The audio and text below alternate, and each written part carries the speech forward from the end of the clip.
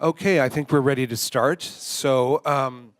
My name is Krishna Lalbiharie. I'm a communications consultant with Islamic Social Services Association. And on behalf of ISA and the University of Manitoba's Centre for Human Rights Research, I'd like to welcome you to this evening's public panel, which is entitled Quebec's Neutrality, Religious Law, and Islamophobia. Let me just say that this question and answer panel discussion, as you probably all know, falls on the heels of weeks of demonstrations convened in Quebec and elsewhere in Canada against the bill. This, together with the very recent November 14th filing of legal challenges to Quebec's Superior Court, which protest in part that the act, quote, gravely infringes the religious and equality rights of certain Muslim women in Quebec. That, in essence, is going to frame much of the discussion that our panelists will present to you this evening. Before I introduce them, I would like to, first of all, acknowledge that we are on the traditional homeland of the Anishinaabe, Ojibwe, Cree, Oji-Cree, Dene, peoples of Treaty 1 territory, and that this is in fact the homeland of the Métis Nation. So to begin with, I'd simply like to begin by introducing our three distinguished panelists who come from a wide variety of sectors which speak well to this issue. Our first speaker, Karen Busby, seated directly to my left, is a professor here at the University of Manitoba's Faculty of Law, and she's also the academic director of the University of Manitoba's Centre for Human Rights Research. Seated next to her is Dr. Loraine MacKenzie Shepherd. She is Minister of Westworth United Church. Loraine has a PhD in feminist theory and theology and teaches at various theological schools across Canada. She recently published a piece on Bill 62, which is the very bill that we will be speaking of tonight, in the Winnipeg Free Press. And I encourage you to do a Google search on that. I don't have the URL, but it's quite a fascinating piece and has received a prolific amount of interest, both welcoming and unwelcoming. Never read the comments, I say. And then finally, last but certainly not least, I'd like to introduce you to Mrs. Shahina Siddiqui. She is well known to many of us in these sort of circles and settings. She is the founder and executive director of Islamic Social Services Association, and she's the chair of Islamic History Month Canada. And so, just to once again reiterate how this is going to work, our three speakers will each deliver their presentations, averaging about 15 minutes each. At the conclusion of all three presentations, and again, the order will be Karen Busby, Loraine Shepherd MacKenzie, and Shahina Siddiqui. I'll invite you to ask questions of all or an individual panelist. And again, if you're able to, please direct your question at that microphone. And if you're not comfortable with doing that, please just state it loudly and I will repeat it for recording purposes. Speaking of recording purposes, we are recording this panel presentation, which I believe is going to be uploaded to YouTube. If any of you who may wish to ask a question do not want your segment recorded and included as part of this recording package, please let us know and we will absent it in the final edit, and we're more than happy to do that. So without further ado, I'd like to introduce or ask you to help me welcome to this podium Professor Karen Busby. Am I on? Do I need to? Oh, great. Perfect. Okay. Thank you very much, Krishna, for introducing me. And thanks to Shahina for making the suggestion that we put this panel together. It's a real pleasure that to be on a panel with her and with Loraine. I'm really pleased to be here tonight. What I'm going to talk about today is I'm first briefly going to outline how Canadian constitutional law provides protection for religious freedom, and I'm going to consider how religious rights cases are resolved in Canada. So that'll be a very general introduction to how we frame religious rights in Canada. And then I'm going to describe the court case that's been started to challenge the religious neutrality law that's been passed in Quebec. So those are the two things that I'm going to do with you tonight. But I'm going to start first by stepping back a little bit in time. So Canada has a long history of tolerance and accommodation of religious differences between Protestant and Catholic Christians. On the screen is an excerpt from the Articles of Capitulation of the City of Montreal in 1760. Now, I appreciate you can't read it. My main reason in putting it up on the board is I want to show you that this is an old document. It's a document that from 1760 protected the rights of a religious minority in the territory now known as Canada. It protects the right of the exercise of the Catholic religion. It protects clergy. It says there'll be safeguards granted to the clergy, that there should be the free exercise of the Roman religion, and so on. So one of the earliest constitutional documents in Canada, and since then, just about every constitutional document in Canada has in one way or another protected the rights of a particular religious minority, that is the Protestants in Quebec and the Catholics, the Protestants in Quebec and Catholics elsewhere. So it's important to recognize that Canada has a long history of tolerance and accommodation of some religious minorities. But Canada's history of protecting other religious minorities is, of course, uneven.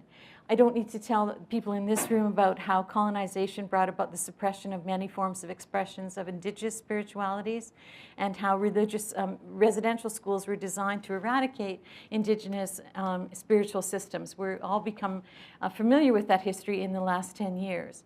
And of course, there are many other policies that discriminated based on religious identity. One of the best known, of course, is Canada's refusal to permit the SS St. Louis, a ship carrying almost 900 Jews who were fleeing Nazi persecution, to dock in Canada. And what's up on the screen is a telegram to President Roosevelt pleading him to allow the ship to dock in the United States. But neither Canada or the United States or any other country would accept the ship, and ultimately it was returned to Europe, and many of its passengers became Holocaust victims.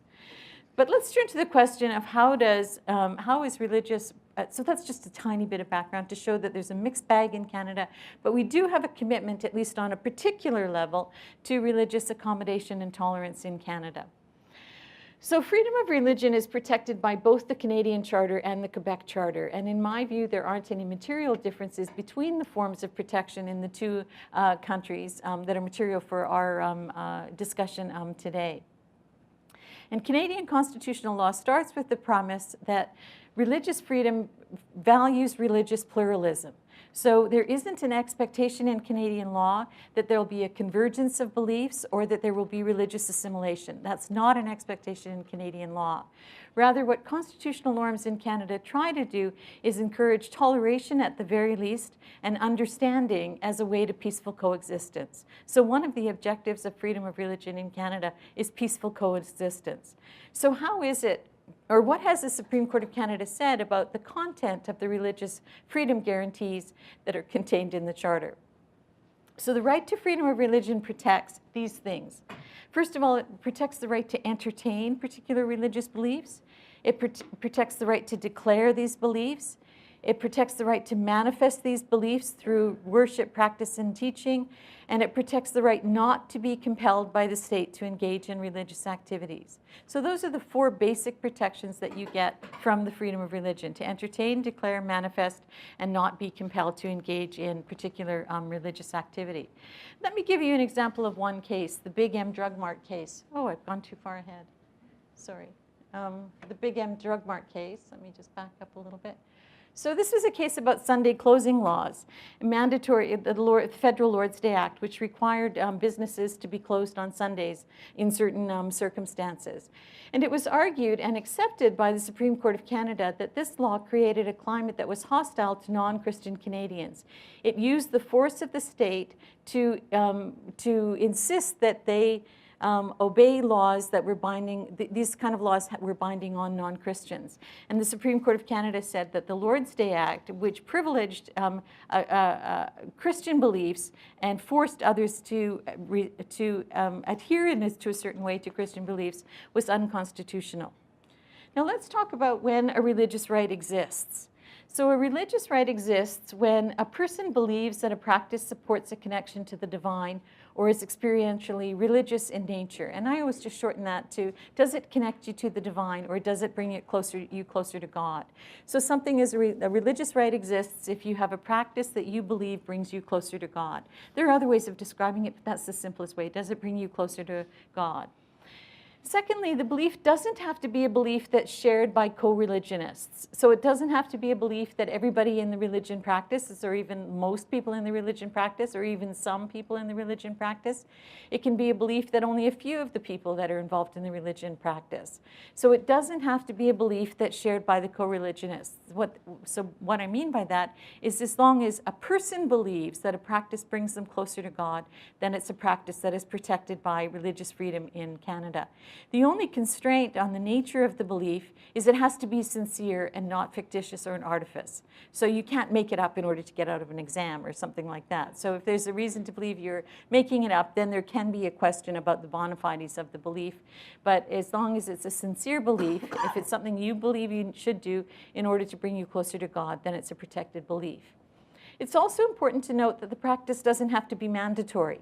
It doesn't have to be something that you are required to do as part of your religion. So it's protected, again, if it enhances the connection to the divine. So it's not just mandatory practices that are protected, but also practices that are religiously experiential in nature. So if we take the example of religious women wearing head coverings, and you can see that in many different religions, women wear head coverings.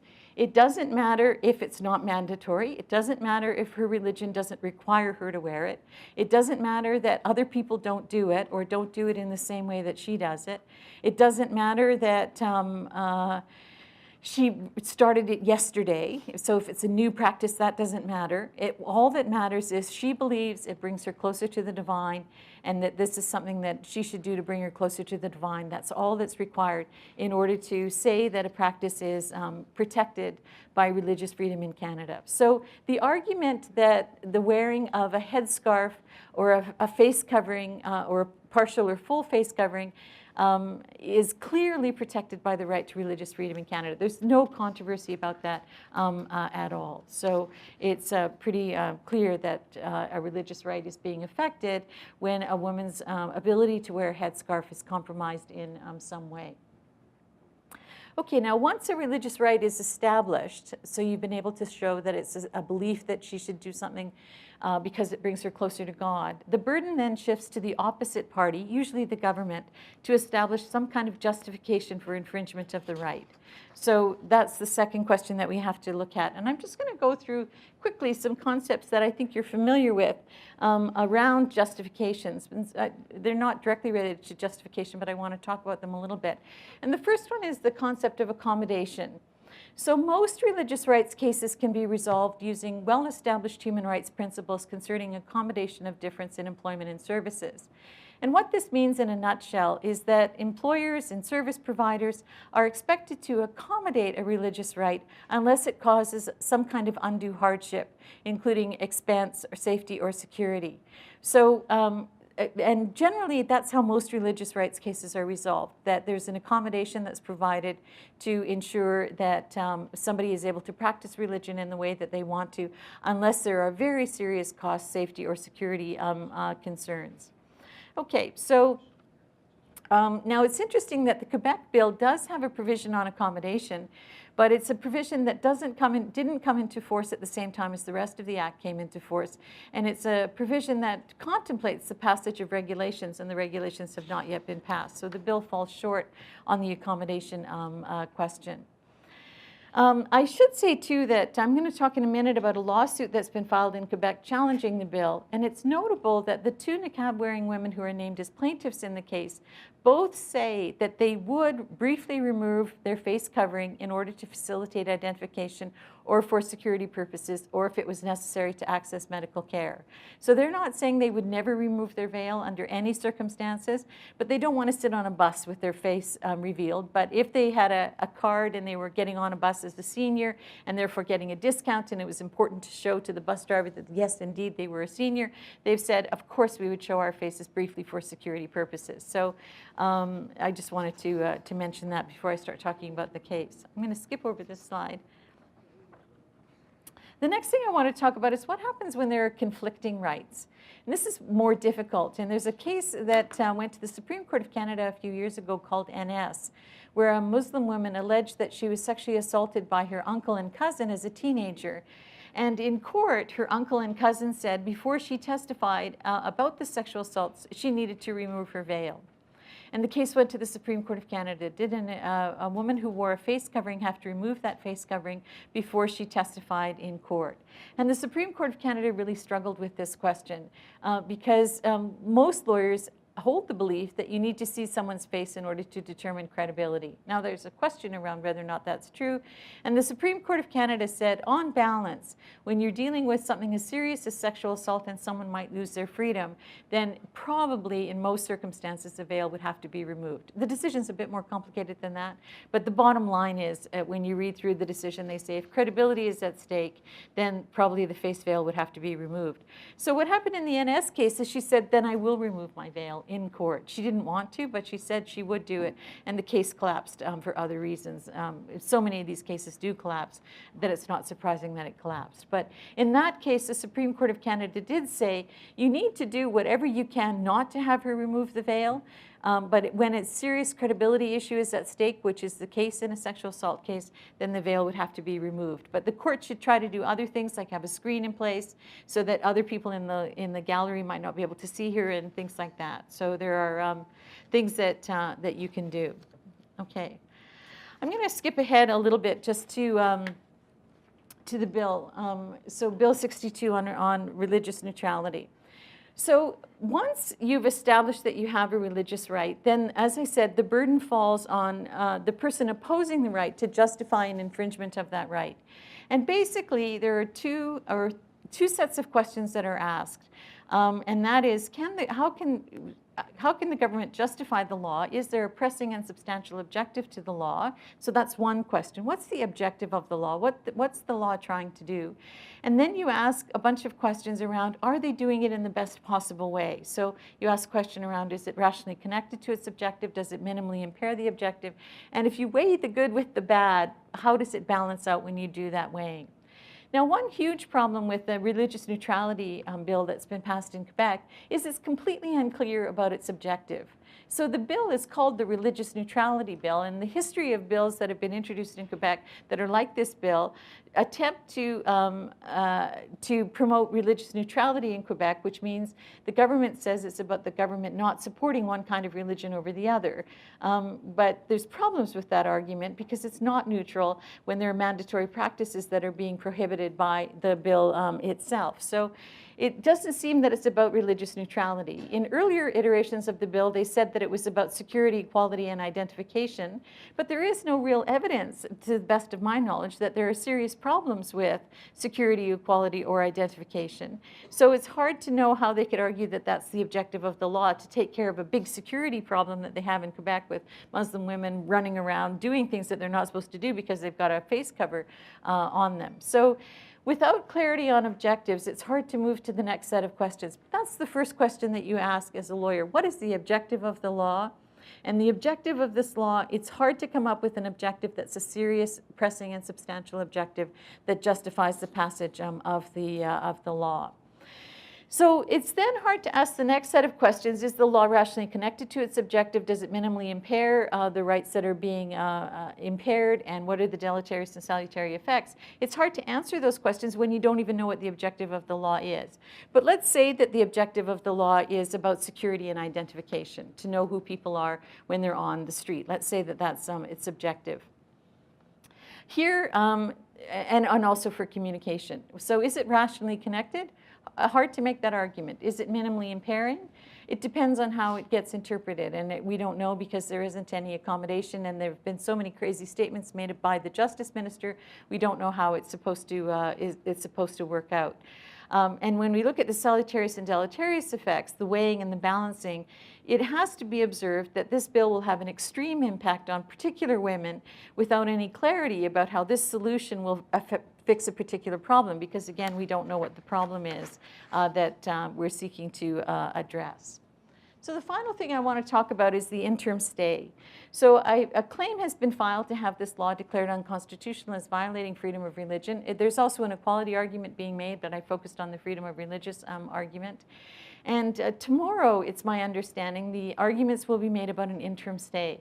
So basically what this is a motion to have the law put in abeyance until the larger questions are decided around its constitutionality. And when you make a motion to stay, there are three questions are asked. Is there a serious issue to be tried? And yes, there is clearly a serious issue to be tried in this case. There isn't a constitutional expert in Canada, I think, who would argue that this law it doesn't violate freedom of religion. So on that first question, does it violate freedom of religion? I think the answer is so clearly yes, that nobody would disagree with that. Is there irreparable harm if the law is not stayed? Again, here there's a strong case. Women are saying that they're not going to be able to work. They can't go to school. They're being barred from public places. They're forced to stay home. They expect harassment and so on. So we think that there could be harm to the women if this law stays in place. And also, it's really hard for the government to make the argument that there's irreparable harm to it if the law is not stayed, because they can't even point to the harm for why the law was put in place in the meantime. And the final question that is asked is on the balance of convenience. Should the law be stayed? And because this law has been in place for such a short period of time, by staying it would just revert back to the status quo, which wasn't particularly problematic anyway. It wasn't like things were happening that need to be stopped. We need to have stop happening in Quebec at this time. So if I was a betting woman, I would put the odds 99-1 that the court will stay the proceedings. So we should hear about that probably within a month or so. Whether or not they'll stay. But if I was a betting person, I would imagine that they will stay, and then we'll see what happens in the bigger case, but that will take a few years to ultimately be resolved. So I'm going to stop there and turn the mic over to Loraine. So I'm going to address three questions. The first is regarding a question that Quebec Premier Philippe Couillard has posed. He believes that the wearing of the niqab or the burqa threatens the values of the secular state. And so I'm going to address issues of secularism. The second thing I'm going to address is Canadian values. Does the niqab or burqa contradict Canadian values? And so we've heard many arguments that it does. The third thing that I'm going to address is, does such a dress violate women's rights? So some who speak in defense of women also suggest that it does. So those three things: secularism, Canadian values, and feminist critiques. So first, let's look at the secular-based argument against face coverings. Couillard does not have in mind a pedestrian's winter scarf or a pollution mask. And I would suggest that nothing is more quintessentially Canadian than a balaclava. If it were not for niqabs or burqas, this question would not have come up in the first place. So, in my mind, Bill 62 is a subtler version of Quebec's Charter of Values, which argued that a secular state should ban any overt religious symbol. But the definition of a secular state is a governing body that is officially neutral to religion. So the word neutral is very important. And I would argue that to legislate against religious dress is to turn a religiously neutral, democratic, secular state into what could be called an autocratic cult of secularism. Now, that's a pretty strong word, but I want to say why I suggest that. Let's go back a few centuries into France. And there was a brief period of time, 2 years, where it devolved, not evolved, into a bloody cult of secularism during its 2-year reign of terror in 1793 to 1794. Who's heard of that? And has anyone heard of this reign of terror? Okay, so many of you had. Good. I hadn't until recently, so good for you.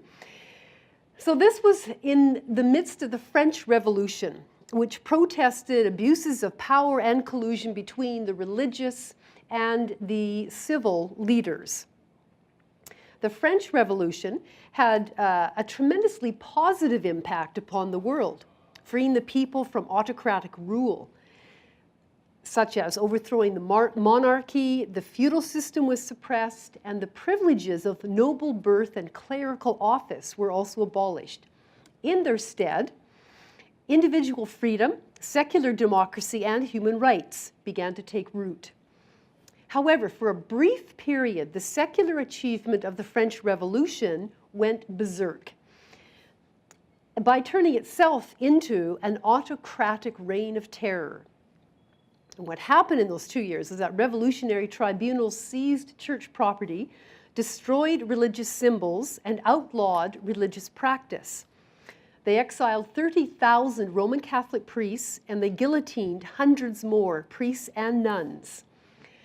Tens of thousands of civilians were executed in those 2 years in France. Revolutionary and civic cults were instituted, including what was called the cult of reason. So it's a fascinating period of time. They established temples dedicated to secularism. And if you want to have an interesting read, look that up. Now, I bring this up not to suggest that Quebec is moving towards a similar reign of terror. I fully support Quebec's determination to preserve its minority Francophone culture. And I also support its long and hard struggle against the domination of the Roman Catholic Church in public matters. So that's a very, very important place that Quebec has come to. However, a secular state does not necessitate the enforced absence of religious dress and symbols. A secular state is not, by definition, anti-religious. It is simply neutral regarding religious dress and practice, as long as this practice upholds the Human Rights Code. So we must know our history and the dangers that both religious and secular extremism can entail. A few weeks ago, this Free Press op-ed that was referred to, I had received some very interesting comments in response to that op-ed. At the top of the article in the Free Press was a picture of a woman wearing a niqab. So someone commented on my article, assuming that I was that woman, and wrote, "Quit trying to mold our country into the one you came from and respect Canadian values." So my first response was to laugh. I thought that was quite funny. And then I realized they're right. My British ancestors did try to mold this country with our foreign British values, which we now consider to be Canadian values. This comment made me realize that I, with my white privilege, never have to endure threats or taunts telling me to go back home where I came from. So that leads us into the question of what Canadian values are. Do we use the name Canadian to mean everyone, including the original Indigenous peoples, including immigrants from all over the world? Do Canadian values mean British or French, Indigenous, multicultural? Which Canadians decide which values are Canadian? How much weight do we give to the traditional teachings of the original peoples of this land? Traditional teachings such as the potlatch, which our Canadian courts once outlawed. British and French forms of governance have actually set back the authority and respect of women within certain Indigenous nations that used to practice matriarchal lineage and rule. So, whose practices, whose values do we choose to celebrate as Canadian? Schools are beginning to incorporate into their curriculum the 7 sacred Indigenous teachings of love, humility, honesty, wisdom, courage, truth, and respect. These are now becoming as foundational as the British Commonwealth values of peace, order, and good governance, and the French Revolution values of secular democracy, individual freedom, and human rights. These balanced with communal well-being, universal health care, gender equality, minority rights, treaty obligations, and a mosaic of ethnic and cultural diversity are what I cherish as Canadian values. Freely chosen choices of dress do not threaten any of these values. So let's now look at the third concern, and that is that the niqab and the burqa violate the rights of women. Well, feminism is grounded in the experiences of women. Decades ago, middle-class white feminists, such as myself, were admonished by women of color to not speak for them or assume that their experiences were the same. To do so would simply be to perpetuate the colonial system of oppression. So we have learned to listen to the voices of all women, indeed all people, before commenting on their particular situation. Those most impacted by a certain event or a certain situation should be heard first. So if I'm concerned about the welfare of another woman, I must listen to her experiences and her analyses before I offer mine. If I dismiss her words as a sign of her own internalized sexism, I belittle her intellectual ability and am no different than a patronizing male, such as André Lamoureux, speaking on behalf of a woman. As a spokesperson for a Quebec-based movement for secularism, André stated, "The niqab is a political symbol of the enslavement and de-empowerment of women that is supported by the most repressive regimes on the planet." Is it? So I must admit that the niqab and the burqa make me uncomfortable. That's very clear, they do. But so do pasties worn at folk festivals. Which gives you a hint as to, what a prude I am, perhaps, but there you have it. The point is that my discomfort at women's choices of dress or undress is my issue, and I would never want to invoke a law based on my discomfort. Only when I hear from a woman herself about a particular practice that she feels is oppressing her will I then advocate with her to change that situation. The determining factor is choice. That's the key word in a feminist analysis of this situation. A feminist response must support the right of a woman to freely choose what she wishes to wear. A woman must not be judged because of her choice of clothing. Have we not learned this lesson through countless cases of sexual abuse that blame the woman's choice of dress? So when women state that they freely choose to wear the niqab and the burqa, I must believe them. Does this mean, though, that we cannot critique restrictions of women's rights of movement, dress, education, and work? Absolutely not. We must critique that. If a woman has a particular form of dress or behavior forced on her, then that is an entirely different matter. But even there, we must begin our critique not with our own assumptions. We must first listen to her.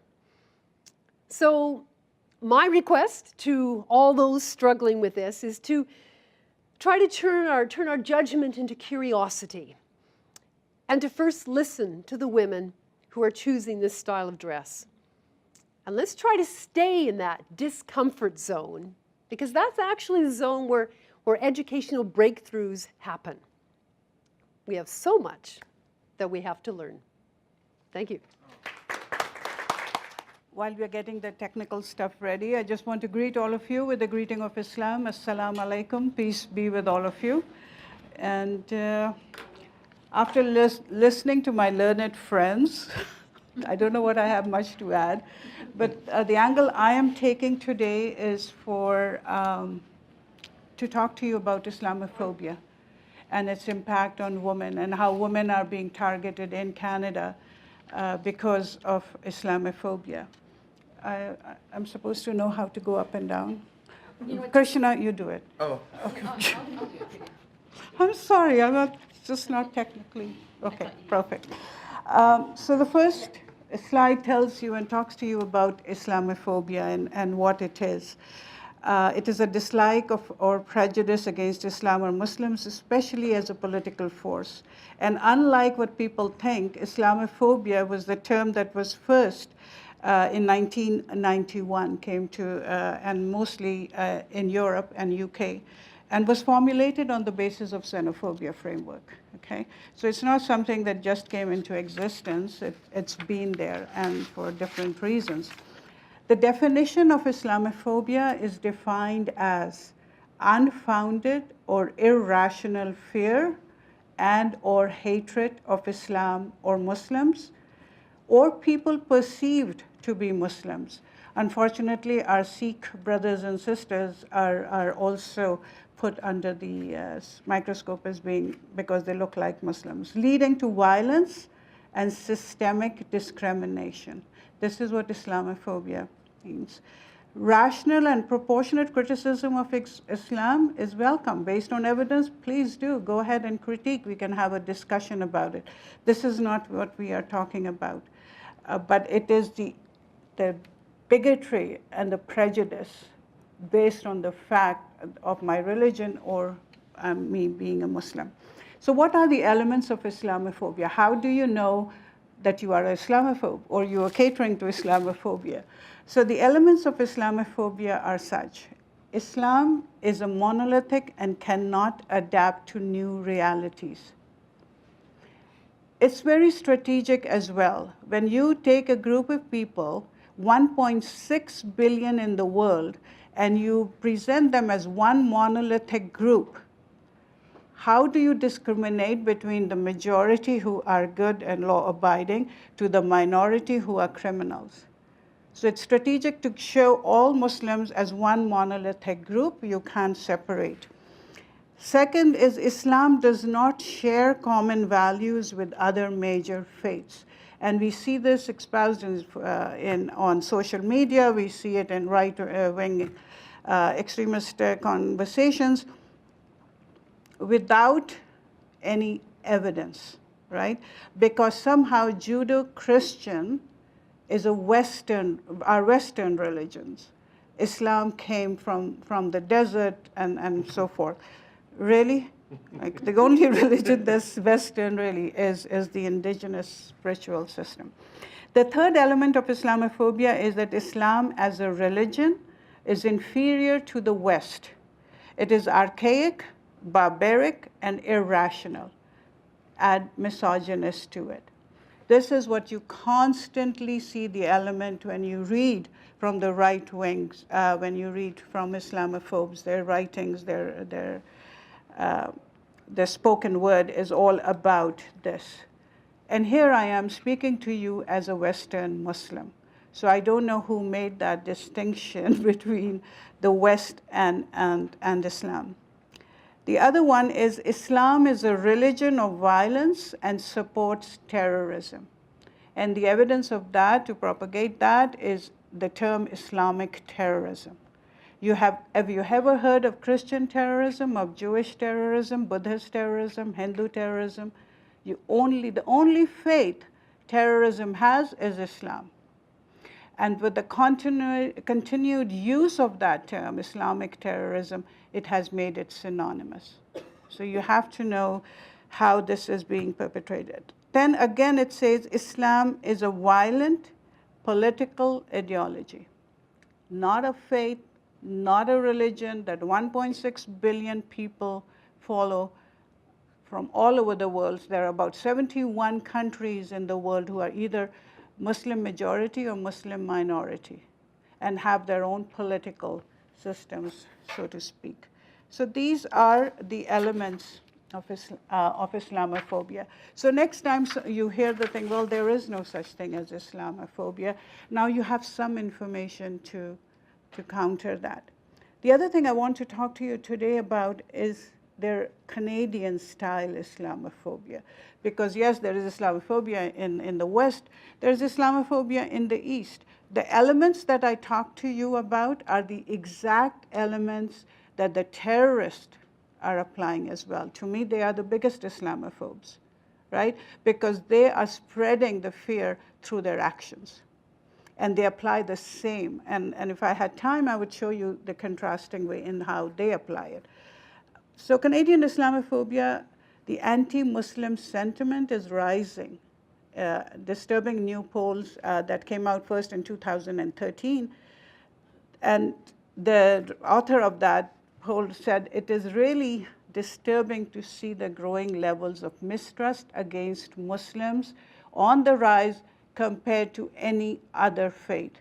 Majority of Canadians have a mistrust of Islam and Muslims. Islamophobia in Canada, again, on January 8, 2015, our Prime Minister Harper responded to the attacks in Paris on the French magazine Charlie Hebdo by claiming that an international jihadist movement has declared war. Cartoons done there. Response in Paris, this is the response of our Prime Minister. He then pledged to propose a new anti-terrorism legislation once the Parliament resumes regular session in late January. And what was that? C-51. His bill, the Anti-Terrorism Act 2015, or Bill C-51, will transform Canada's spy agency, the Canadian Security Intelligence Services, from an information gathering services to one that proactively attempts to thwart terrorism plots in Canada and abroad. The act will also lower the threshold for monitoring suspected national security threats, including adding a vaguely defined category called terrorist sympathizer. First time introduced, right? Very wide net, very insidious. Islamophobia, in a nationally broadcast interview with Stephen Harper that marked the 10th anniversary of 9/11, the Prime Minister warned that Islamicism is the greatest threat to Canada. I have yet to find in the dictionary Islamicism, okay? But anyway, it was done on national television. This is Islamophobia in Canada. There is an overwhelming evidence, including 2011 CSIS report showing the lack of connection between mosques and individual suspects of terrorism. However, since October 22 shooting in Ottawa, several mosques across the country had been targeted by violent Islamophobes. Harper's statement and failure to condemn the string of vandalism against mosques in Canada have perpetuated the dangerous conflation. Okay? Let's talk about the public perception of Islam and Muslims. According to recent survey findings, just recent, 2017, 46% of Canadians have an unfavorable view of Islam, more than for any other religious tradition. Fewer than half of Canadians would find it acceptable for one of their children to marry a Muslim, lower than for any other religious group. 56% of Canadians believe that Islam suppresses women's rights, okay? More than half of the people living in Ontario feel mainstream Muslim doctrines promote violence. Remember the elements that I talked to you about? Now connect them to this survey.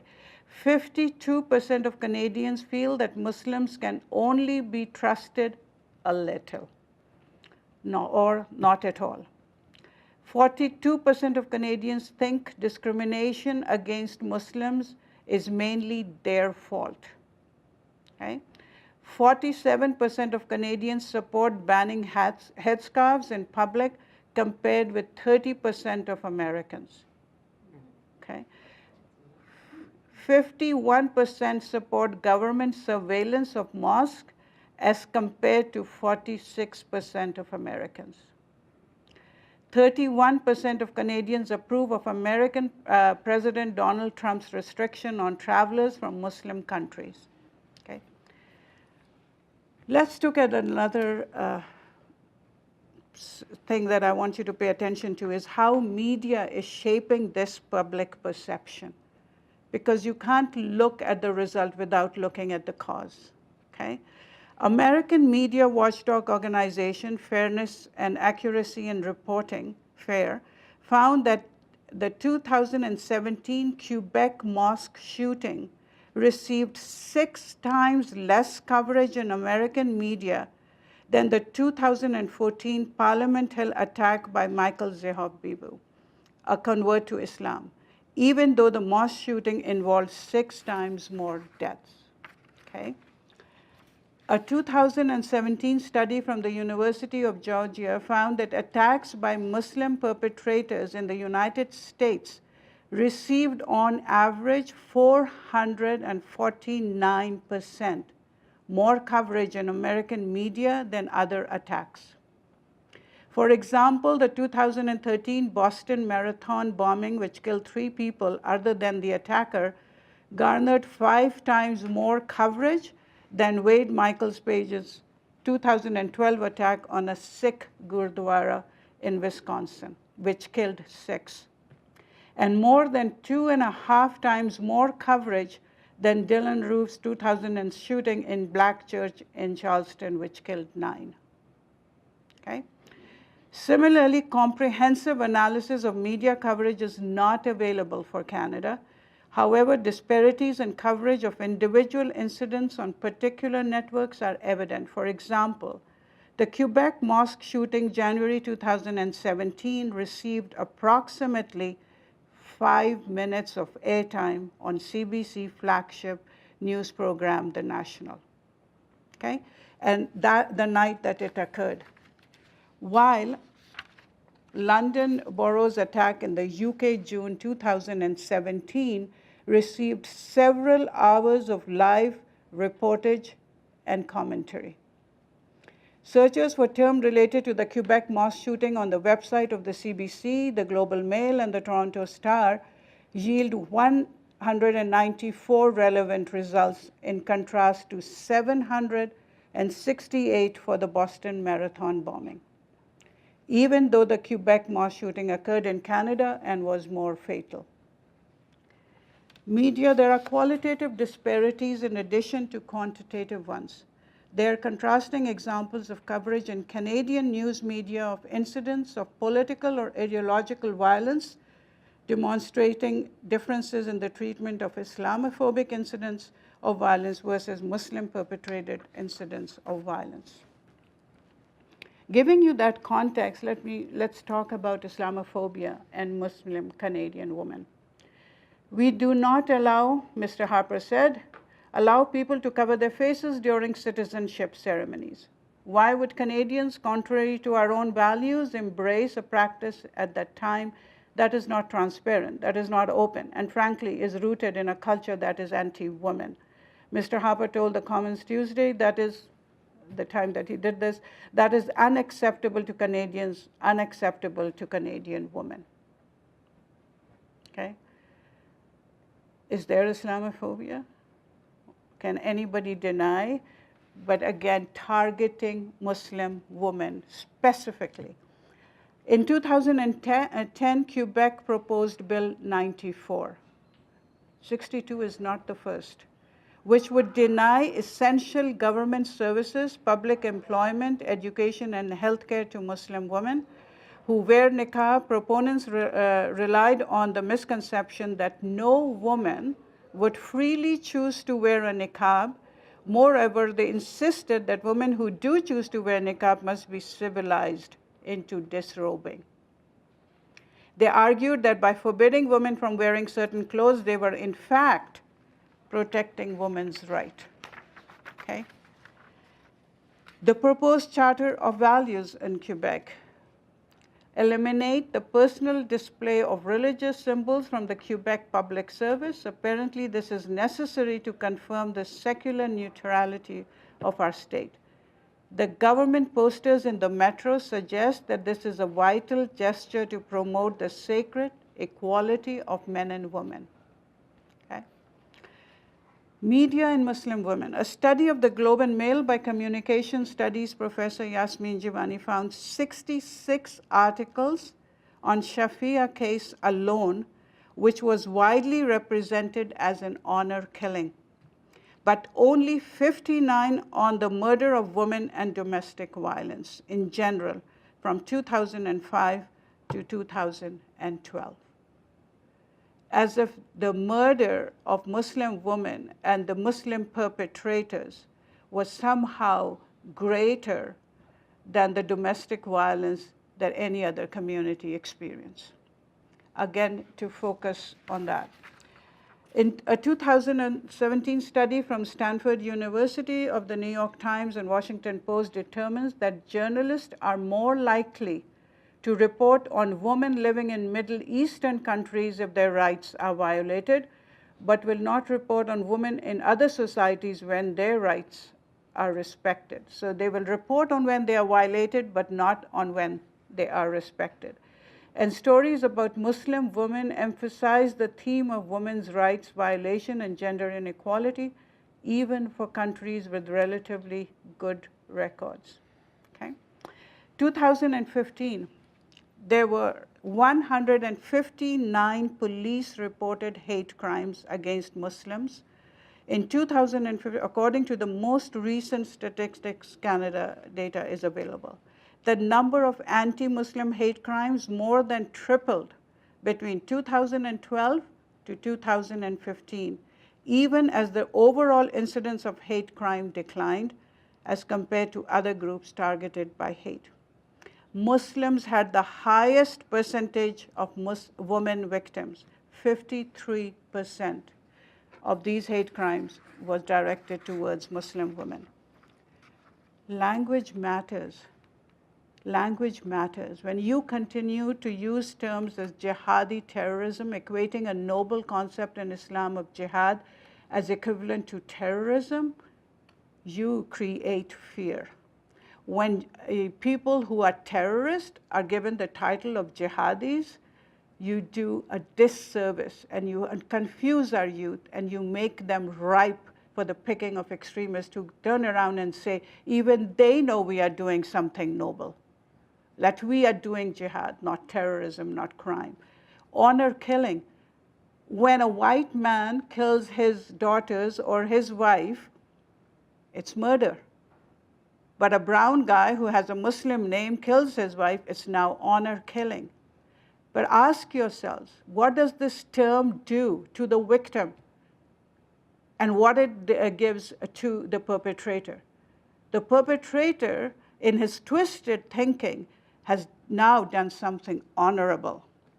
And we are telling the victims, if only you were honorable. This is a term that should never be attached. Honor should never be attached to murder or killing, but it is done for Muslim. Barbaric cultural practices, anyone? Remember that? And do you know who was supporting it and who did a roundtable here in Winnipeg where I went to? Was the Canadian Foundation of Race Relations, a federally funded organization, wanted to convince us that this was a good thing. And jihadism. What is jihadism?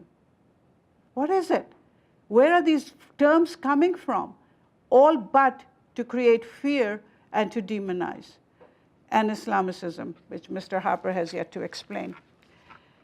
I want to take all these elements that I've talked to you about and tell you that there are 7 stratagems of neo-colonialism, Canadian style, which are at play today, and why they are targeting the most vulnerable sector of our society, the visibly identified woman, Muslim woman. And I will not go too much to it. I want you to, because there's a whole workshop I do on the 7 stratagems of neocolonialism. Divide them through exploitation of their differences. Okay? Shia, Sunni, a fundamentalist, extremist, you name it. This is what is going on today. Create a desirable class, moderate versus fanatic. I keep asking, who is a moderate Muslim? Because the word Muslim by itself is moderate, right? But here, moderate means who agrees with us, who agrees with our policies, who agrees with the oppression or the persecution or whatever. The third is get hold of the narrative using all mediums. I am being talked about. The women in niqab and hijab are being talked about, are being talked at, are being talked over. But has anybody sat down? Did Mr. Harper sat down with even one niqabi woman before? Did the legislature in Quebec sit down and have a conversation with the women who wear the niqab, which are not more than 24 in Quebec, right? But they are doing it because we are these mindless creatures who cannot speak for ourselves. So the narrative has been gotten hold of, right? Go after their women. This was always a colonial stratagem. That is what they did to the indigenous women when they took them out of the band councils as leaders. They cut off the leadership of indigenous women. They did the same in the Muslim world, because they came with the European idea that women were not persons under the law, that they could not inherit, that they could not, they could be bequeathed in the world, that they were not humans. Well, they came to the Muslim world and they found something else. So how do you control a population where women are free? Secondly, the fifth stratagem is marginalize and stigmatize culturally, politically, and religiously. And all this is happening right now in Canada. We are being marginalized within our own country. Sixth is to create and nurture fear. And what does that do? It puts the person on defensive. I have to constantly tell you what Islam is not rather than what Islam is. This is not a good, healthy position to be as a Canadian citizen, always on the defensive for myself. And seventh and last is weaken and ignore community-based leadership to promote appointed leaders. This is interesting, who they will bring on the media to speak for Muslims, who they will invite to the committees in the Senate, or who are they going to consult with when they are doing policy matters that affect my community. Not the leaders the community recognize, but the leaders who are, in their words, moderate. So it should be noted that these official statistics on anti-Muslim hate in Canada are incomplete. First, because only a small proportion, approximately 1/3 of hateful acts are ever reported. Okay? Second, because hateful incidents do not deem the quality as hate crimes, are not systemically recorded or transferred. So 2016 and 2017, 6 Muslims were killed, as we have already spoken about. The first time in Canada, 6 worshippers. And how do we respond with? Bill C-62. And this is the same mosque that was vandalized before, where the car recently of the imam was burnt while in his driveway. So the hate crime hasn't stopped after the killing of the 6 people. You would think it would. It has just gone up. Trump effect in Canada, go to theconversation.com. There has been 600% rise in hate speech among Canadians online, and most of it targets Muslim. Can you even fathom a 600% increase? So I request in the end to you is connect the dots. Fear-mongering based on lies about Islam from various mediums has led to this. The process has produced hatred of the religion. Islam has been demonized. When people say, and as they did in the hearings for M103, oh, there is no Islamophobia, what are they talking about? It has to be anti-Muslim hate, not Islamophobia. Why not Islamophobia? Because it is a process. You have to create fear because hate does not come in a vacuum. When you create fear, then it results in hate. It leads to hate. So you have to demonize the faith. And once you have demonized the faith, then Muslims are dehumanized. Please connect those dots. Fear leads to hate equals identity politics. And what is happening in Quebec today is nothing but identity politics. Remember the ethnic vote when they lost about the separation of Quebec? And now it is this. Religious bigotry against Islam is flourishing. And in the end, Islamophobia is winning.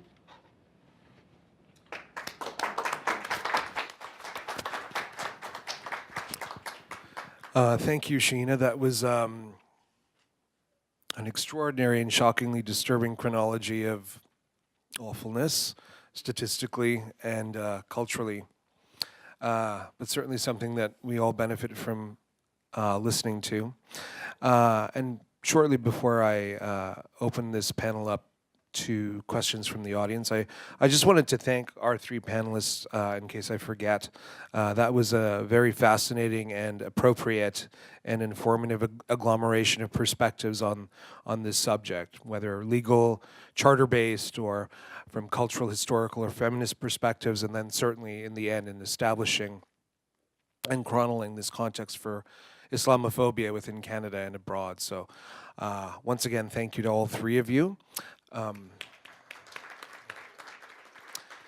And now I'd like to, in the brief bit of time that we have left, we have about 25 minutes, for questions and answers from the audience. Please, if you do have a question, and if you are physically able to, I'd like to ask you to go to that microphone there. If you're not, or it's too cumbersome, just shout it from the floor and I'll repeat it so it's audible and recordable in our camera. So, any questions? I see we have somebody. Thanks, everyone. That was really interesting. I could ask questions to each one of you, but my question is for Professor Busby. I'm a first-year law student here, so we haven't gotten to the charter yet in our class. But my understanding from the articles I've read is that the provinces have some kind of a veto on elements of the charter. So I'm wondering if I understood that correctly and how it would work and how the province would address that. Technically, both the federal government and provincial governments and territorial governments can say that a law applies notwithstanding the charter, so it's the notwithstanding clause. Having said that, it's rarely been used in Canada. It's been used more often in Quebec than anywhere else, but that was to protect French language rights and to protest the charter being imposed on Quebec. It wasn't used in a way to object to particular laws for the most part. So yes, Quebec could use the notwithstanding clause to protect this law if they wanted to do that.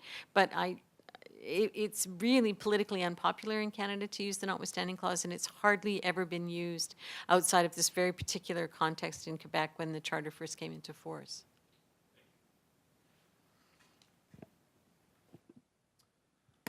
Does anyone else have a question? Oh, there we go. Sorry, I'll ask a question. You guys kind of all touched on this, but also in the statistics at the end, I was wondering if you guys could talk a bit more about the role in a representative democracy for the representatives to talk to the people back and forth and kind of be the adults in the room, and how you feel that would play out in this situation where something that is kind of not really respected in academia, not necessarily constitutional, is popular, and how representatives have kind of a duty to play a kind of role of talking back to the popularity of something that is not necessarily right. You know, you asked a question which is very troubling, as well, because this is exactly what's happening. Our politicians are following the populace, narrative and trying to play into their base, rather than looking at what is good for the country and what is good for our societies. And I think the only thing I can tell you, I have always said this, that for me, the saving grace for democracy is for active citizenry. If we are going to, you and I are going to sit back and be passive, we are not going to vote because we are going to protest or for whatever reason, why would they listen, right? If the people coming out to vote are those who cater to their base. So I think for us, first of all, for ourselves, we need to get into it. But I can also tell you my experience with politicians, and it doesn't matter which government, is that once they are in office, their interest is more about the next elections rather than actually listening to the people and listening, because, yeah, they will come to you when they want your vote, but after it is done, right now, our government, for example, on M103 just had hearings, right? Hardly anybody knew about it. The list was never publicized. And by the time we realized who was being called, some of the best Islamophobes in the country were presenting on M103, while the experts on racism, whether they were Muslims or not, and those were not. We have just submitted our written report to that committee, and it just made it through the deadline because they even removed from the website the date that it was going to expire. They go around the country and they tell you that we are going to have a round table with you. Ministers go around, but do you know how long those round tables are? For 1 hour. We just had one on immigration just last month. The minister comes in, there's 1 hour, there are 20, 30, 40 people around the table. What can you discuss? How can you tell them what? Decisions are already made before they come to consult us. That's the game. So I would like to talk about activism, because I do believe that is one of the keys in this. And I want to talk about the positive role of the media, which Shahina didn't, but she knows because she is probably the most successful of anyone I know to continue to put into the media, to letters to the editor, opinion, op-eds, etc. I think that is one of the most effective ways of reaching the general public. And people are interested in articles that are thought-provoking, I believe, regardless of what side they're on. I think they'll read them. So I think the onus is up to all of us in this room to not just simply be bystanders, because in being a bystander, we are simply giving assent to the popular sentiment. But if we can take the extra time to write letters to the editor, to, if you're on social media, which I'm not, I appreciate those who are, take some time to put things out there because they are being read. And we can maybe confront some of the alternative facts that way. So thank you. I appreciate your question. And activism to me is the key. Thanks for the question. I want to emphasize that I don't believe that any politician in Quebec believes that this bill is constitutional. They simply can't, if they know anything about constitutional law, believe for a second that the bill is constitutional. So, you know, politicians have an obligation to uphold the rule of law, and they're not doing it. And I think that we need to call them on that. And, you know, I think they're playing a very dangerous game, as you described, Emin, that you know, they're playing roulette with the lives of people. And you know, I just think back to work that I did in the early part of the 2000s on recognition of same-sex relationships and recognition of equal marriage. And when you have finally had a politician say, "I will go over to the other side and support unconditionally," it was an amazing thing. And once that started happening, there was a cascading of that happening. And suddenly all politicians were on side. And now you won't even find more or less, even conservative politicians, quite conservative politicians, who are not in favor. I mean, they might not love it, but they're not lobbying against same-sex marriage or same-sex relationship recognition. But it took one or two politicians to step over on the other side and say, I support, and I, even though it might have been against the tide, at the time. So, I actually think that Trudeau, for example, is playing he's pushing in a particular direction, and he's got certain sensitivities, but at least he's come out and said that he thinks the law is wrong. I think that's the right thing to do, and I think we need to push politicians in Quebec to recognize and admit that the law is unconstitutional. Now, they could be playing a whole variety of games. Maybe what the Liberal Party in Quebec is hoping is a court will declare the law unconstitutional. Maybe that's actually what they're hoping will happen, and then they'll say, we tried, but we couldn't do it. Now let's move on to the next issue. I think that's kind of a rosy interpretation, but that's possibly what's going on with the Liberal Party in Quebec right now. So my question is directed toward you, Professor. So in your presentation, you mentioned that the two plaintiffs in the recent legal proceedings that have come out of Quebec just last week have no problem in taking off their niqab when necessary. And also recently, the Quebec's Justice Minister, Stéphanie Vallée, clarified that what this bill entails is basically that specific thing, that like they will only be asked to remove it for security purposes, for when they get on the bus and they have a student ID and they need to make sure it's the right person. So I guess, could you just comment on how the vagueness of the bill cannot guarantee that this will be the only usage of taking off the niqab, and yeah, I guess, if that makes sense. I don't really know how to answer your question, but what I will say about it is it just demonstrates the confusion about the objectives of the law in the first place. And a law can only be justified as a violation of a right that's protected under the Charter if you have a pressing and substantial objective to pass the law. And the government is so confused about the objectives that they're trying to achieve that it undermines the law right from the get-go in terms of any argument that they can possibly make for justifying it. I mean, what they wanted to do was to ensure that people getting on buses weren't cheating, because, a 14-year-old was claiming they were a senior citizen or something.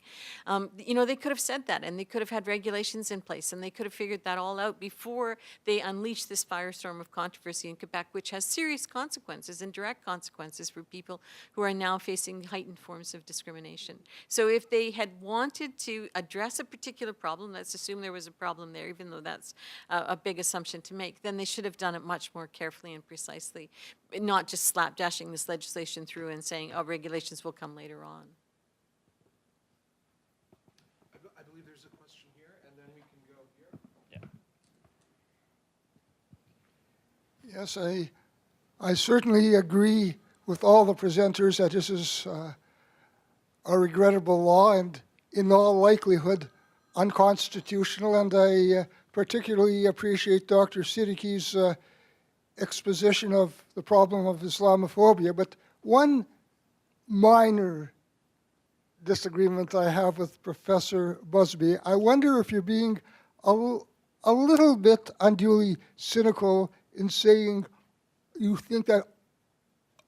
don't believe that any Quebec politician believes it's constitutional, because I think it is unconstitutional, and probably there is a great deal of bias in the law, but there is international human rights law which have upheld similar provisions in Europe. France, niqab law was upheld by the European Court of Human Rights. A Turkish anti-hijab law in the university was upheld. And don't forget, the Supreme Court has recognized the use of international in interpreting our charter, so it could be that some people do honestly believe it's constitutional. Nevertheless, I hope it's struck down. I don't agree with the law, but I don't know if I'm all that cynical about the motives. Thank you. Just a quick answer. Just a quick answer on that, Eddie, is the laws in Europe can be assimilationist, and they can have an expectation that if you're living in a country, if you've come to a country, that you will assimilate to the values and the ways of being in that country. And the point I was trying to make is Canadian law on religious right is not assimilationist. It's a law that's based on acceptance of difference and tolerance of difference, understanding of difference, and hopefully even celebration of difference. So we start with a very different ethos in our basic approach to religious freedom than they have in Europe. So we just start in a very different way. Our approach is not one that requires assimilation. It simply doesn't. I just want to add something here is all the legal arguments aside, okay? Let's say they do know the Constitution. They know this is unconstitutional. The point is the fact that it made it to the legislature, the fact that it was passed, the outcome of that, the emboldening of Islamophobes, of the increase in hate crimes and all that, takes it beyond the legal to the human cost that we are paying today on the streets of Canada for this kind of discourse to even happen. That's where for how long in Canada did we fight for the woman to have her choice? But when it comes to this, we are suddenly ready to give up that right because someone's dress code makes me uncomfortable, as Loraine was talking about. I really want this conversation not to happen in our legislatures, but I want it within the citizenry of this country. Why are we following them when they should be following us? Why are we not having this conversation? Why have we given up the space to these politicians?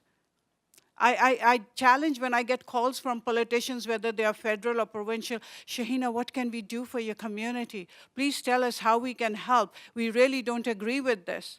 Hey, do you know what this is? Do you know why I cover my head? Do you know what my religion stands for? Because all you are going to do in your statement is sloganism. Canada is for equal rights. Canada has human rights. Canada is multicultural. That's what you are going to say. But if you were challenged by an Islamophobe with his rhetoric, would you be able to answer it? Do you really know me? Do you really respect me? That's the question we all have to ask. I don't want people to just say, oh, we are for human rights. Do you even consider me human? That's the question. And that's what the conversation we are not having. You may disagree with how I dress, and you have the right to. But I will stand up for a woman who wears a miniskirt as much as I will stand up for a woman who covers her face. I don't even know what that is. But we have to be able to get to that level in our country, in our conversation, right? Rather than having to run after the politicians and trying to convince them. Okay, we have a question here. I'm not sure if it's a question or just an observation. I'm very unknowledgeable about all of this law stuff. Though I can't believe that there would be a law on how you should dress in our country. I really thought that we had multi-freedoms, especially personal things like what you're going to wear. I mean, as long as you're wearing something, I do think we have laws about nakedness. But for the life of me, I cannot understand why this law is not coming from our protective services. I would not want to serve in any of our protective services and have people that have their face covered. I respect immigrants. My parents were from Iceland and they love this country and followed the rules of our country. And I don't think wearing a mask Now, it's very unfortunate that it's related to religion. But for protective services, imagine if someone had their face covered and had a machine gun on them. Hello. I know this isn't making any sense, but if I were serving in the police force, if I were serving in the border system, I would be the one that wanted a law that the face was exposed. I don't get it. And excuse me if this sounds harsh, because it is harsh. I don't get it that people come to this country and expect they can wear a mask. And it But is, Vivian, I Vivian- apologize, I do, yeah. Vivian, you have to think about really what's your fear in this, and I mean, we just don't have situations where women who are in niqab wearing are going around doing harmful things. We just no, but you said somebody wearing a mask. The point is that someone could wear that, like some criminal on, maybe this is far-fetched, so, but that's my opinion, that someone could be disguised with a face cover. I mean, it could be someone who is listed as the top criminal. Yeah, that's a very good question, actually, because there are people who loot the banks dressed as security. So we should ban security uniform. You can use any kind of disguise when you want to do criminal act. We are talking about less than 1% of the Muslim population in Canada of women who wear a niqab. And I'll tell you why. Maybe we should have told you why. We cover ourselves because this is a sign of modesty and my submission to my Creator. I went to a Roman Catholic convent school. All my teachers were nuns who wore the habit, right? For me, this is a very normal thing, should be for Christians. And I came to this country, and I came to this country because it did not require me to uncover. If I had been told by immigration who wanted my husband's occupation, and because they were running out of accountants in Canada to come and they were giving out immigration, we didn't come begging. We came because this was a country that I believed had freedom, had human rights, and that I could practice my religion. If they had said on the questionnaire, when you come to Canada, you can't wear this, you have to wear this, frankly, I wouldn't have come. And now that I am, and I've been here 43 years, my son was born here, my grandchildren are born here, my parents are buried here, this is my home and I'm going nowhere. And I want my home to be the best country in the world when it comes to human rights, right? And this is my right, that I practice my religion as I see fit. If my scarf or my niqab is hurting you, then bring it out. What hurt is there? And ask yourself these women, first Muslim born in Canada, was 13 years before Confederation. There have been women in niqab the whole time, right? Why now suddenly it's an issue? That's what you have to ask yourselves. Why? Because if you don't know the why, you will always be addressing the what. And the what is that this piece of cloth makes me uncomfortable. That's all. There is no basis. Yes, but for every time they fly, they have passports, they have driver's license. I have traveled with these women. On the airports, they remove their niqab. They are identified with their identities. When they go to get their citizenship, they also remove their niqab, right, for identification purposes. We are talking about in public, right? As Karen said, when they get on the bus, if there is, they will show it. What's the big deal? But it has been made into a big deal. But what women have to realize, today it is Muslim women, tomorrow it could be any other woman, and what way do we wear? What's the difference between Taliban, who are telling women what to wear, and us who are telling women what not to wear? That's where the conversation should go. Don't get sucked into the rhetoric that's coming out, that this is for, I want you to... I've never heard that. I've never heard that it was because of protective services. it's just my assumption. No, yeah, that maybe it's your a assumption, danger- yeah. It's a danger in a normal use time.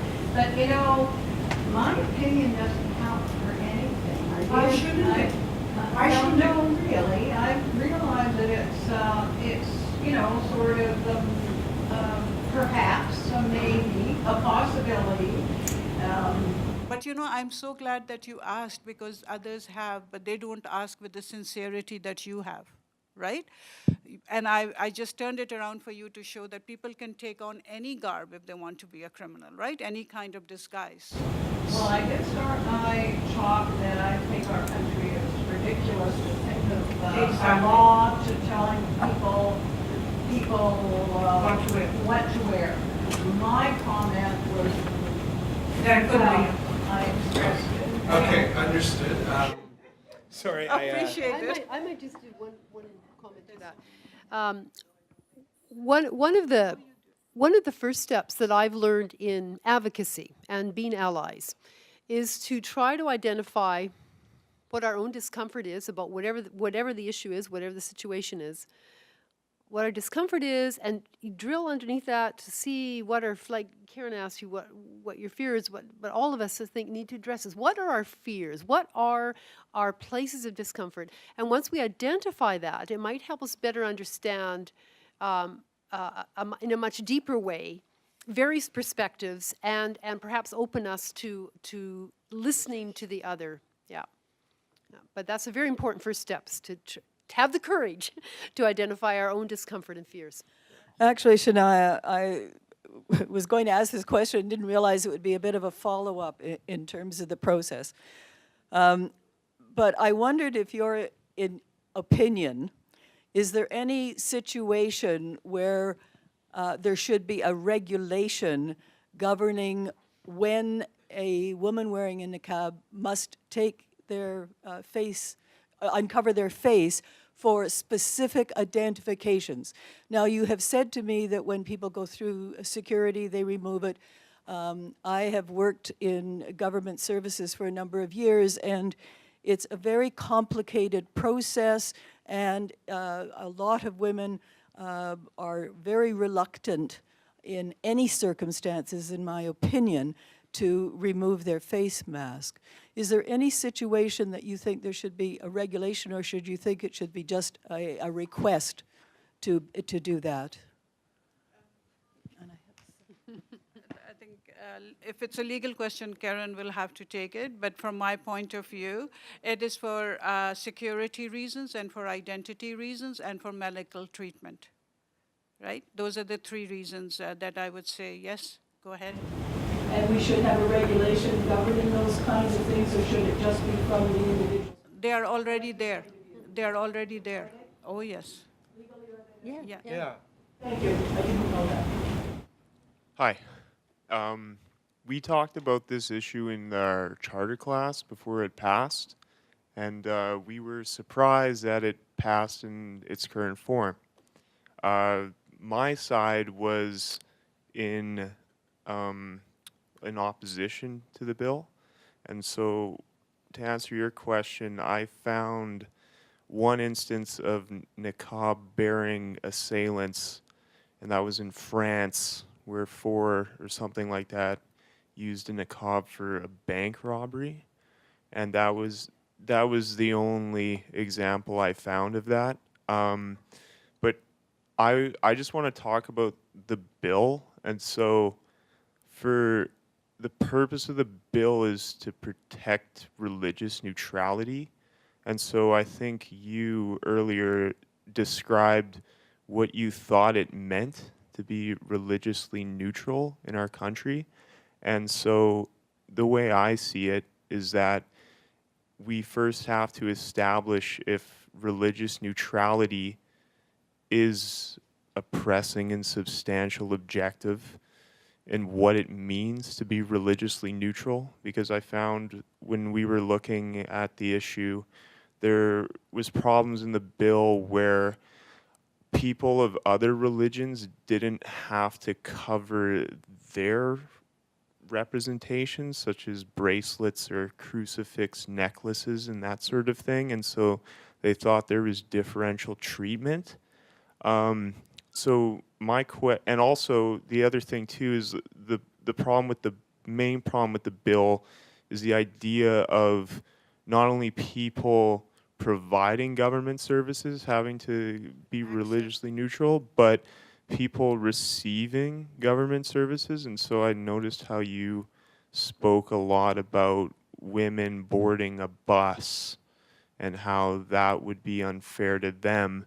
And so that aside, because I don't think that will survive, but as for people who are providing government services, what I was thinking is that there's a difference between the examples that they use, like a necklace or a bracelet, in expressing your religion, because if we assume that religious neutrality is a pressing and substantial objective of the government, then we have to look at what it means to be religiously neutral. And I try to put myself in the shoes of an ordinary person walking in to receive a government service. And so the only problem that I have is basically a distinction between like visibility and upfrontness about a particular form of religious expression. And so I feel that a mask has more of an impact given the preconceived notions of what mask donning is in our country. We know that not necessarily everyone who wears a mask is committing a crime or is an Islamic terrorist, but we know that wearing a mask can be considered a preparatory act in committing a crime. And so I feel that that's the source of the apprehension people have. But when they walk in to receive a government service, they're still, they see a niqab-bearing person, and I feel that that to them is a very visual representation that kind of contradicts a religious neutrality objective. So I was just wondering what you feel about the visibility and the power of wearing a mask in our society. It's really hard to answer because there's so many things in what you've just said. But the first point that I would make is you have to be careful about the claim to religious neutrality. It's not neutral if what it does is privilege certain religions over others.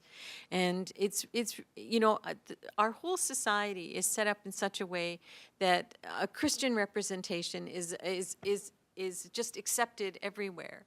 And, you know, so it's easy to pass through the world as a Christian because there aren't certain, you know, and I'm culturally a Christian, and it's easy to pass through the world, you know, in that way. It's when you're different that you run into trouble and that you have to question the so-called neutrality of a law when the law is set up in such a way as to just accept the ease with which Christians move through the world and make it different for other people, more difficult for other people to move through the world. And just to come back again to this whole question about the disguise and the mask, I mean, those are problematic terms. Yeah. You know, when someone goes to get you know, pay a fine at the courthouse or something, you know, and they're wearing a baseball cap and glasses, nobody asks them to take their baseball glass and sunglasses off because they need to show what their face is, and yet they're just as disguised. But even then, why do you care if you see the face of the person that you're paying your fine to? So you've gone and you have to pay a fine. Why do you care? They've got a badge on that says... The idea that wearing a mask has a bigger visual impact in promoting preference for a particular religion in a religiously neutral environment. All it's doing is saying people of whatever their religious faith are welcome to work here. So unless there's some good reason why you need to see a person's face before you pay your traffic fine, why do you? What would be the possible reason for needing to see that person's face? But why would it appear suspect? That's a subjective. But you're not concerned when you see someone wearing so you just have to get used to it. You know, like you're not concerned when you see someone wearing sunglasses. You're not concerned when you see them wearing a baseball cap. You're not concerned when you see them. or a hood. It's a Canadian Um, stalwart. Yeah, so people, you know, I mean, there's lots of times where you can't perfectly see the person, and you have to, as Loraine said, figure out what is it that's making you feel uncomfortable, and it's religious difference that's making you feel uncomfortable. I think I shouldn't, as MC, insinuate myself into this conversation at all, but I do think that we do need to wrap it up as they're going to start turning down the lights, I understand. For a while. Oh, okay. Well, Right, we can wrap it if up. I may, okay. Well, then I did want to insinuate myself into this just by saying, well, a couple of things, and that is, you know, a turban isn't a hat. You know, it's a religious garment which has very specific spiritual and religious significance to the bearer of that turban. A mask and a niqab is not a mask. A niqab is a religious veil wearing and a garment. And I think that language shapes our perception of reality, and it speaks to a linguistic set of principles which, you know, advances this othering, this xenophobia, this fear-based mongering of what is unknown. And I think it's important that when we do discuss this particular issue, that we abide by and are aware of and exalt the proper labeling of things. You know, a turban, again, is not a hat, and a niqab is not a mask. A mask is something that Jesse James wore when he held up banks and shot at people. A niqab is a religious, and the Lone Ranger. Anyways, that's my one other thing that I wanted to say. Again, is that just in a larger sense about this bill, and all three of our panelists have touched upon this. This bill literally affects like a minuscule scintilla amount of people in Quebec, which has to give rise and has given rise to the overwhelmingly accepted objection to it, and that is that it is targeting Muslim women. There is no other reason for it to be in place because there's no swath of representation to whom it can apply. If we're talking about less than 1% of people to whom it could potentially apply. So I think it's important that, as Shahina was saying, that it's best that, you know, and we can look at the letter of the law and even the spirit of the law as well. But I think the underlying, more salient, substantive question is, why is this law being applied? And it speaks to what she said and chronicled in that litany of disgusting statistics, and that is about the rise of xenophobia and Islamophobia in Quebec, and indeed throughout the world. And that is the last thing I'm going to say about that. Do we have another question? Okay, then let's wrap up. I have the final word. So once again, I'd like to thank you all for participating. I'd like to thank our three panelists, Professor Karen Busby, Dr. Loraine MacKenzie Shepherd, and finally, Auntie Shahina Siddiqui. I'd like to thank Islamic Social Services Association, and I'd also especially like to thank the University of Manitoba's Center for Human Rights Research. It was really wonderful collaborating with you on this event, and I hope that we can do the same in the future. And thank you most of all to all of you, and drive home safely. Wear your balaclavas if you need to. It's legal here.